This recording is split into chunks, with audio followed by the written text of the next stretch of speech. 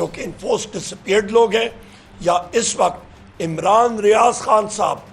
ان کو کس کیس میں ان کو رکھا ہوا ہے، جیل میں رکھا ہوا ہے، ان کو اریسٹ کیا ہے، ایک ایسے شخص کو جس کو اللہ تعالیٰ کے گھر میں بلاوا آیا تھا، جو احرام کی حالت میں ایئرپورٹ جا رہے تھے حج کا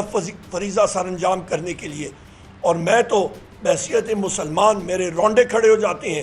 ان لوگوں کی آخرت کا سوچ کے۔ وہ قبر میں ہر ایک شخص نے جانا ہے، جن لوگوں نے یہ عمران ریاض خان صاحب کو ہراساں کرنے کا اور اریسٹ کرنے کے آرڈرز دیے، وہ اپنی قبر میں کیا جواب دہی کریں گے آخرت کے دن کہ انہوں نے اللہ تعالیٰ کے مہمان کو، ایک حج پہ جانے والے شخص کو انہوں نے اریسٹ کیا اور اس کا رستہ روکا۔ اس کو ہم لوگ شدید الفاظ میں کنڈیم کرتے ہیں، اور ہم لوگ چاہتے ہیں کہ اظہر مشوانی صاحب کے بھائی جو پروفیشنلز ہیں، سیاست سے ان کا کوئی تعلق نہیں ہے، ان کو فی الفور رہا کیا جائے، عمران ریاض خان صاحب کو رہا کیا جائے، اور باقی ہمارے جو ساتھی ہیں ان کو رہا کیا جائے، اور پریس، الیکٹرانک میڈیا اور سوشل میڈیا الائنس کے پلیٹ فارم سے، کیونکہ اس میں مختلف پارٹیز ہماری شامل ہیں، الائنس کے پلیٹ فارم سے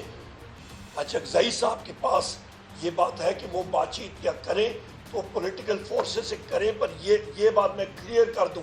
کہ بہت کلیئر چیز ہے کہ سب سے پہلے پاکستان تحریک انصاف کے ہماری لیڈرشپ، ہمارے ایکٹیوسٹ، انسانوں کو ریلیز کرنا پڑے گا کسی بھی میننگ فل ڈائلاگ سے پہلے،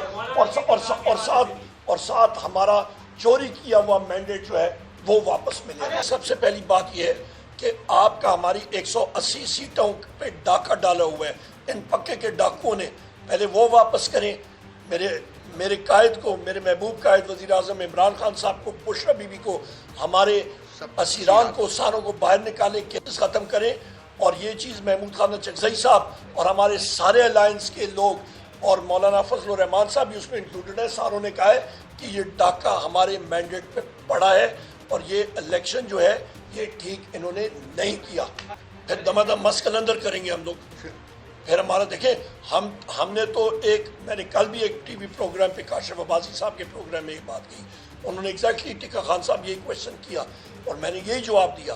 ہم لوگ ایک موومنٹ، تحریک تحفظ آئین پاکستان، ایک پرامن آئین اور قانون کی بالادستی کے لیے پاکستان کی پولیٹیکل فورسز اکٹھی ہو رہی ہیں۔ ہر دن آپ کے جوڈیشری کے لوگ جو زیر تاب ہیں، جن کو پریشرائز کیا جا رہا ہے، ان سارے لوگوں کو ہم لوگ نہیں، یہ ساری فورسز اکٹھی ہو رہی ہیں، اور ہم لوگ کہہ رہے ہیں کہ پاکستان میں آئین اور قانون کی بالادستی ہونی چاہیے۔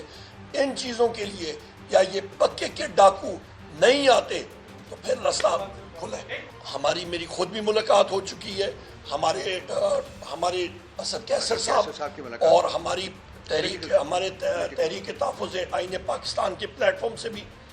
اور وہ واضح ہے، ان کا ایک اپنا رستہ ہے جو کہ آئین اور قانون کی بالادستی کے لیے ہے،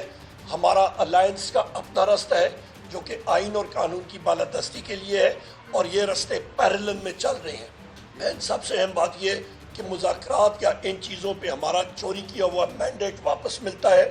ہمارے اسیران واپس آتے ہیں، اس کا مطلب ہوگا ہم حکومت میں ہوں گے انشاءاللہ۔ ہمارے اس وقت کے چیئرمین جناب محمود خان اچکزئی صاحب ہیں اور رہیں گے۔ تحریک تحفظ آئین پاکستان،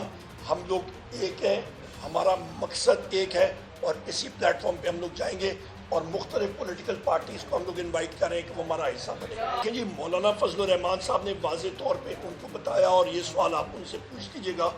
وہ ان کا ایک اپنا موقف ہے، میں ان کا اسپوکسمین نہیں ہوں، نہ ہی رؤوف حسن صاحب ہیں، وہ اپنا ویو جو میں نے اخباروں میں پڑھا ہے، انہوں نے واضح طور پہ کہا ہے کہ ان کے رستے اپنے ہیں، اور وہ بھی آئین اور قانون کی بالادستی کے لیے کام کر رہے ہیں، جو کہ یہ موجودہ حکومت نہیں ہے، نہ یہ آئین میں یقین رکھتے ہیں، نہ یہ قانون کی بالادستی کے لیے۔ نہیں، یہ بات نہیں ہے، رستے پیرلل میں ہم لوگ جا رہے ہیں، ان کا نصیب ہی آگے